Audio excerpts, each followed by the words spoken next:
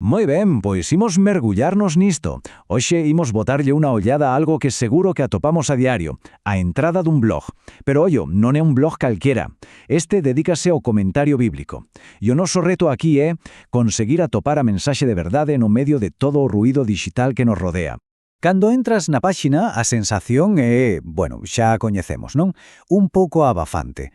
De repente salta un aviso de cookies, as barras laterais están cheas de cousas, anuncios que aparecen de repente, é un auténtico muro de información que loita pela nosa atención antes de que poidamos ler unha soa liña. E aquí está o quid da cuestión. Con toda esta distracción visual, con todo este balbordo, como podemos separar o gran da palla? Que é o que se nos está intentando comunicar de verdade? Para descubrilo, imos ter que ir desmontando a páxina, peza a peza. Entón, o primeiro é o primeiro. Imos poñerlle cifras a ese ruído, a esa primeira barreira coa que topamos nada máis chegar.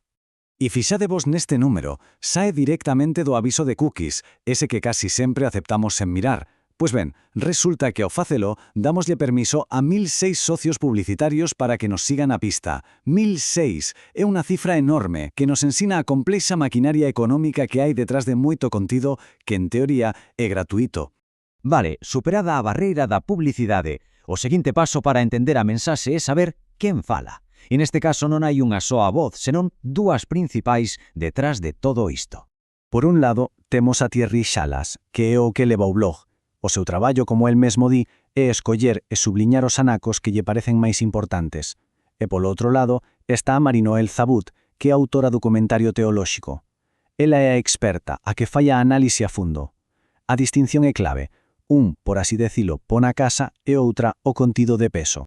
Agora que xa sabemos quen fala, imos ao meolo do primeiro gran tema que se trata. Vendo o libro dos Feitos dos Apóstolos e conta unha historia moi curiosa, unha historia de crecemento que nace, paradoxamente, dun conflicto. O comentario de Zabut lémbranos algo importante. A primeira comunidade cristián non era un bloque unido e homoxéneo. Estaba dividida, sobre todo, en dous grandes grupos, os hebreos, que falaban arameo, e os helenistas, que viñan de fora e falaban grego. E claro, empezaron a ter roces. O que comezou como unha pequena disputa sobre como atender as viúdas de cada grupo acabou converténdose nun problema moito máis grande co resto da comunidade xudía. E o resultado de toda esta lea foi totalmente inesperado. A persecución centrouse no grupo dos helenistas e obrigounos a marchar de Xerusalén. Pero, ao fuxir e dispersarse, levaron a súa mensaxe con eles a todas partes, sementándoa en lugares novos. Así que unha crise tanto interna como externa converteuse, case sen querer, no motor da súa primeira gran expansión. Curioso, verdad? Moi ben, pasamos ao seguinte comentario. Este cambia un pouco o terzo. Deixamos a historia e pasamos a un principio, a unha idea moi potente sobre como compartir as crenzas. A idea ven da primeira carta de San Pedro. A estrategia que se propone aquí non é a de ir predicando a todo o mundo. A idea central é outra. Primeiro, vivir dun xeito que amose esperanza, que os teus actos falen por ti. Iso despois, cando a xente, por curiosidade, pregunte por que vives así, só entón chega o momento de explicar. De feito, todo se resume nesta frase, que é potentísima. O foco está totalmente nas accións como primeiro paso, antes que as palabras. A idea é que a túa propia vida se converta nunha pregunta que convide os demais a dialogar en vez de empezar ti cunha resposta que ninguén pediu. Claro, vivir deste xeito, sobre todo baixo presión ou en momentos difíciles, requiere moita forza interior. De onde sae? Pois ben, o comentario do Evanxelio de Xoán danos unha pista. Isto acontece nun momento clave. Xusto antes de marchar, cando os seus seguidores están máis perdidos e asustados que nunca, Xesús falles esta promesa.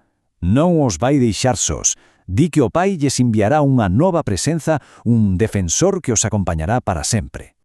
Pero ollo coa palabra defensor, que pode enganar. Non se refire a un gardacostas. O comentario explica que a palabra grega original é paráclito, que é moito máis que iso. Significa algo máis íntimo, un abogado que te defende, un conselleiro que te guía, unha especie de forza interior que che dá apoio dende dentro. E para rematar, imos pexar o círculo. Volvemos ao principio de todo para conectar estas mensaxes tan antigas col lugar onde as atopamos, un blog do século XXI. Vémonos de novo con esta imaxe, o mesmo caos digital, o mesmo muro de información do comezo. Pero, a que agora xa non parece tan impenetrable? Despois do que vimos, xa miramos esta página con outros ollos. Porque ao final, Despois de atravesar todas esas capas de ruido, o que atopamos foi un sinal sorprendentemente claro e coherente, unha mensaxe en 3 partes. Unha historia sobre como as crisis poden traer crecemento, unha chamada a dar testemoño coas nosas accións e a promesa dunha fonte de forza interior. E todo isto lévanos a unha última pregunta para que lle deamos unha volta. Neste mundo digital no que vivimos tan saturado onde a nosa atención é o máis valioso, como fan as ideas importantes, as mensaxes de fondo, para abrirse camiño e chegar de verdade ata nós?